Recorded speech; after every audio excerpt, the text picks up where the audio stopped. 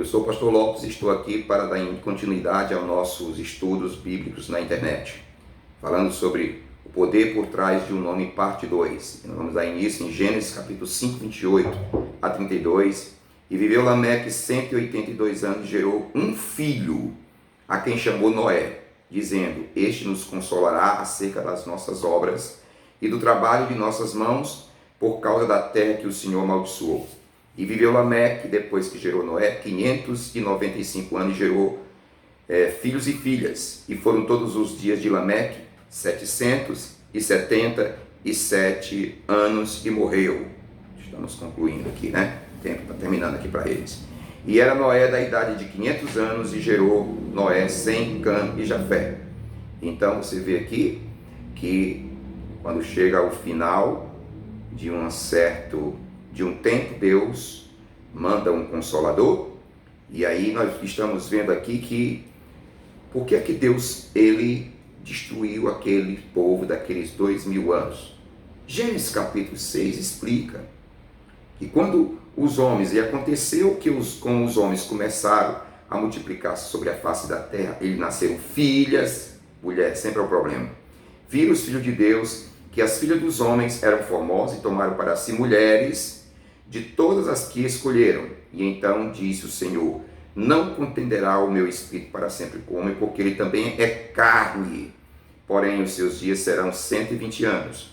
E havia aqui naqueles dias gigantes na terra. E também depois, quando os filhos de Deus entraram, as filhas dos homens, e delas geraram filhos, estes eram os valentes que houve na antiguidade, os homens de fama.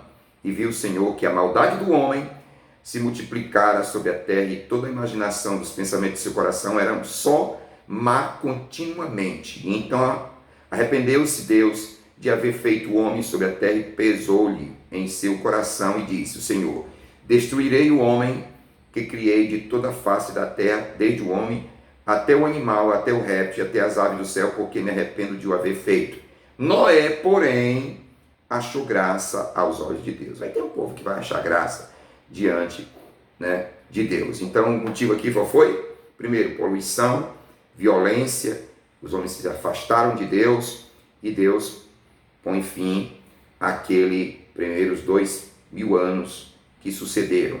Ele fez uma arca, mandou aquele profeta pregar 120 anos, ninguém quis entrar naquela arca, somente a família de Noé. E ali Deus destrói o planeta com as águas, é o primeiro batismo do planeta. E agora Noé sai da arca com esses 3 filhos, aonde desses 3 filhos todas as nações seriam constituídas. Mas eu quero parar aqui hoje sobre esse filho dele chamado Cã, porque foi dali que veio realmente essa civilização também. Depois que saiu da arca, veio uma civilização também aqui que apostatou da fé diante de Deus. E ali, aquele Cã que foi amaldiçoado, Canaã, ele amaldiçoou o campo, que Cã viu a nudez de Noé, ele se embriagou depois que saiu do dilúvio e tudo mais, e ele viu a nudez do pai, e ali ele foi amaldiçoado Canaã. Mas esse homem, ele teve um filho, Cusi, e Cusi gerou a Nirode. E aqui eu quero parar exatamente. Esse Nirode, de acordo com as escrituras, ele começou a ser poderoso na terra.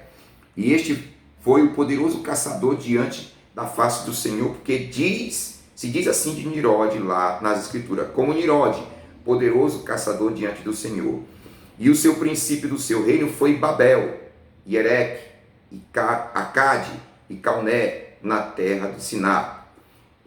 Então ali você pode ver uma coisa interessante. O povo estava tudo ali reunido, e depois eles saem do Oriente e vão para a terra do Siná. E eles todos falavam uma língua. E ali foi quando Deus desceu, e eles começaram a construir essa torre e essa cidade. Cabeça é este homem, Nimrod. Ele vem, e os homens, e diz: Façamos, pois, tijolo, por pedra, e betume por cal. E disseram ele: Edifiquemos uma cidade, uma torre cujo cume toque no céu, e façamos um nome, para que não sejamos espalhados sobre a face de toda a terra. Aí você vê, esse homem Nimrod queria fazer uma cidade, ele foi, realmente edificou a cidade. Você se lembra dos filhos de Caim? Eles começaram a construir cidades, né? E aqui vem o aparecimento, depois do dilúvio, desse homem chamado Nimrod, e ele ele começa a construir cidades. E a primeira cidade foi Babel, não é? Babel, Calnéios, outras cidades. Ele se levanta como um cabeça agora, não é? Um líder, certo? Que queria um nome, uma cidade e uma religião, e ele obteve êxito com isso. Aí Deus desce. Quando Deus desce, o que ele encontra, né? Então, desceu o Senhor para ver a cidade e a torre que os filhos dos homens edificaram. E ele diz: eis que o povo é um e todos têm uma mesma língua. Epa, uma mesma língua.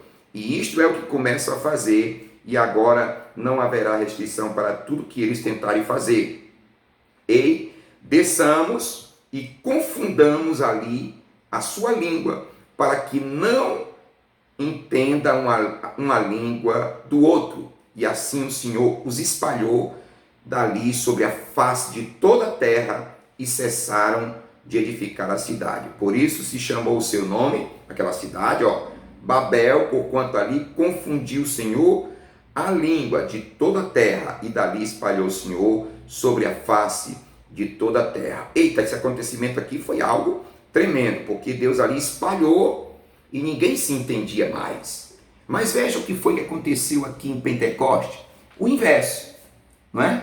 Deus disse: ficar em Jerusalém até que do alto sejais revestido de poder. Ora, eles já estavam aqui através de fazer um líder humano, certo? Israel olhou para as nações e quis um líder também humano, um rei humano.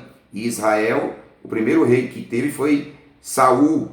E depois você vai ver que não se agrada a Deus com esse rei e coloca Davi no lugar de Saul, que eles queriam um homem, um Deus, um homem para liderar. Mas no dia em que Deus desce na forma de um homem, que era o rei de Israel, que era Jesus Cristo, não é?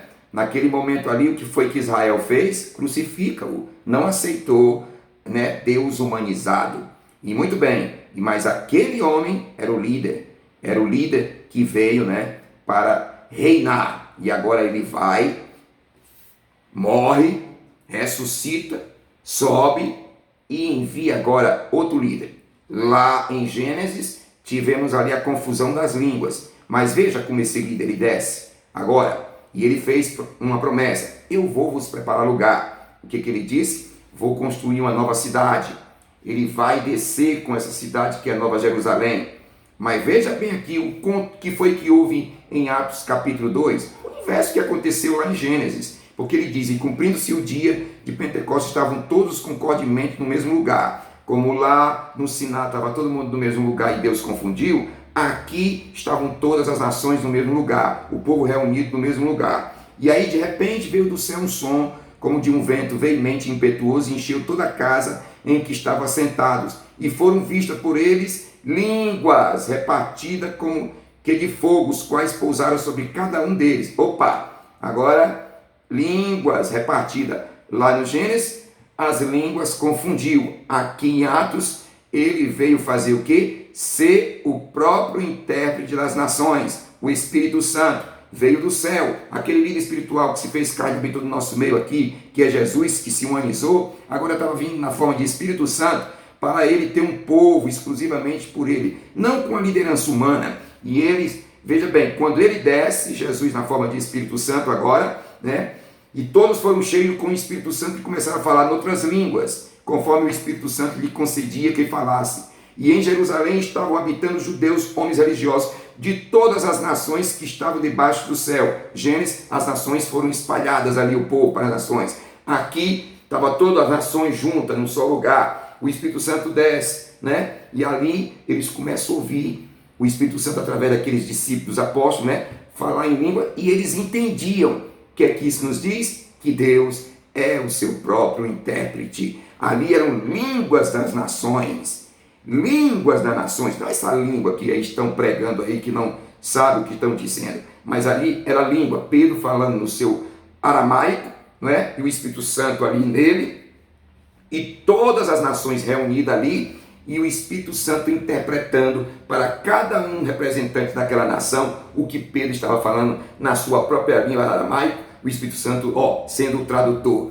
Então, Deus é o seu próprio intérprete, porque nenhuma escritura foi de particular interpretação, mas homens ungidos com o Espírito de Deus interpretou a sua palavra. E aqui você vem aqui mais uma vez e veja o que está acontecendo, que coisa maravilhosa, né? Então, e todos ficaram pasmados e começaram dizendo ao outro: pois que não são galileus todos esses homens que estão falando? Como, pois, o ouvimos cada um na nossa própria língua em que somos nascidos? Pardos, medos, elamitas, né? Os que habitam na Mesopotâmia, Judéia, Capadócia, Ponto e Ásia, Frígia, Panfilha, Egito e parte da Líbia, juntos a Cirene e forasteiro romano, tanto judeus como prosélitos, cretenses, árabes, todos nós temos ouvido a nossa própria língua, né, falar das grandezas de Deus. Aí eles perguntaram para Pedro naquela hora, Pedro estava ali cheio do Espírito Santo: varões, irmãos, o que nós temos que fazer? Pedro vem cheio do Espírito Santo, né, e vem dizendo uma coisa aqui interessante nas Escrituras, né, no versículo 36 de Atos 2. Saiba, pois, com certeza toda a casa de Israel, que é esse Jesus a quem vós crucificaste, Deus o fez Senhor e Cristo. E ouvindo eles isso, compungiram seus corações e perguntaram a Pedro e aos demais apóstolos: que faremos, irmãos, homens e irmãos? E Pedro disse: arrependei-vos e cada um de vós seja batizado no nome. Olha, Nirode queria fazer o nome. Mas aqui, o que é que nós estamos vendo agora? Pedro dizendo agora, o líder espiritual, o líder de uma nação, o líder de um povo, né, diferente, que desceu e deu um nome pela qual importa que sejamos salvos. No nome, ele diz: batizando no nome de Jesus Filho para perdão dos pecados, recebereis o dom do Espírito Santo, porque essa promessa vos diz respeito a vós, aos vossos filhos e a todos os que estão longe, e tantos quanto Deus, o nosso Senhor, chamar. Então eu estou aqui mostrando para vocês, um líder humano lá em Gênesis queria fazer uma cidade, um nome, não é? E uma religião. O nosso líder desceu e ele disse que vai nos levar para uma cidade. Ele tem um nome pela qual importa que sejamos salvos, né? E ele não faz confusão. O Espírito de Deus não faz confusão. E ele está te chamando exatamente para você compreender as Escrituras. Você precisa dele para que ele possa abrir o entendimento, para que você possa compreender as Escrituras, e as Escrituras deixe de ser o quê? Uma língua estranha para você. Que Deus abençoe teu coração. Nós vamos dar continuidade a esses estudos. Estamos só começando, viu? Vamos orar. Que o Senhor, Deus Todo-Poderoso, desça novamente sobre os ouvintes e abra, Senhor, tu que é o revelador, o entendimento para que o povo possa ver, Pai, nessa hora, as Escrituras, Pai. E que não há nada estranho nem língua estranha no Senhor, porque o Senhor, quando chega, o Senhor dá entendimento para que a gente possa andar no caminho, na verdade e na vida. Em nome de Jesus Cristo é que eu oro, Senhor Deus, e te peço agradecido. Se inscreva no nosso canal para que você possa receber os vídeos que sucederão nesse estudo e você será muito abençoado em nome de Jesus Cristo. Um abraço e até o próximo encontro em nome de Jesus Cristo.